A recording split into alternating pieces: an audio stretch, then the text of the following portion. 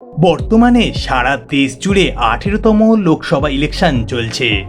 আর এই ইলেকশনে সবচেয়ে বেশি গুরুত্বপূর্ণ ভূমিকা পালন করছে ইভিএম।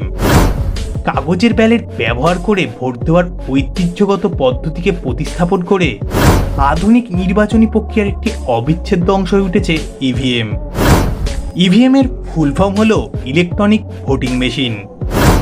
একটি ইলেকট্রনিক ভোটিং মেশিন বা ইভিএম মূলত দুটি অংশ নিয়ে গঠিত, একটি কন্ট্রোল ইউনিট বা সিইউ এবং একটি ব্যালেট ইউনিট বা বিইউ।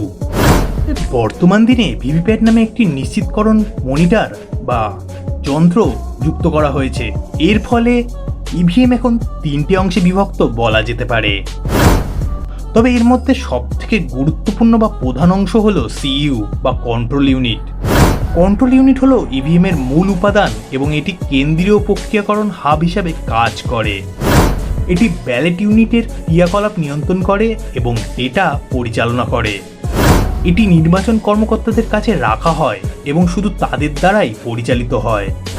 এরপরে আসা যাক ব্যালেট ইউনিটের কথা। ব্যালেট ইউনিট বা বিইউ হলো ইভিএম এর একটি অংশ যা ব্যবহার করে ভোটাররা প্রকৃতপক্ষে তাদের মতদান করে থাকেন।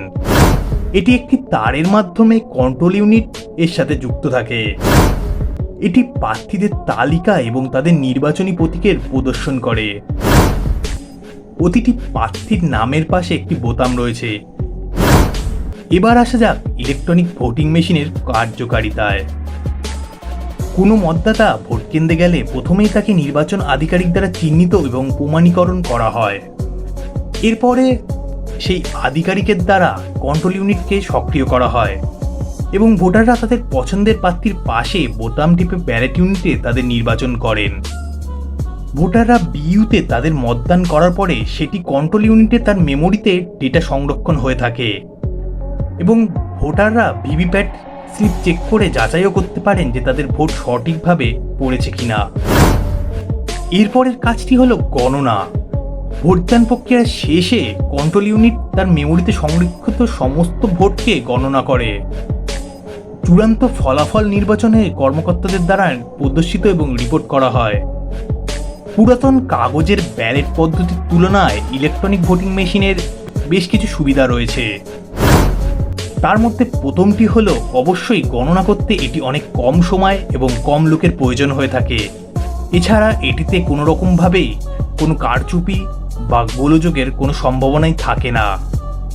ভারতীয় নির্বাচন কমিশন দ্বারা জানানো হয়েছে ইভিএম হ্যাক বা টেম্পার করা যায় না এবং এই ইভিএমগুলি কখনোই কোনো কম্পিউটার দ্বারা কানেক্ট বা নিয়ন্ত্রিত থাকে না।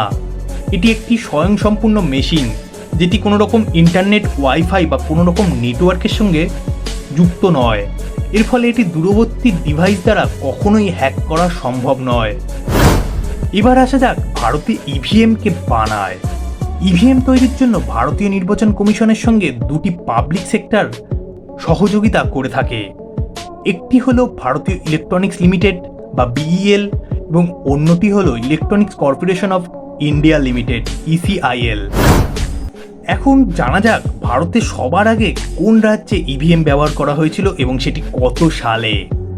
1982 সালের কেরালার পারাভুর বিধানসভা কেন্দ্রের উপনির্বাচনে ইভিএম প্রথমবারের মতো ব্যবহৃত হয়েছিল।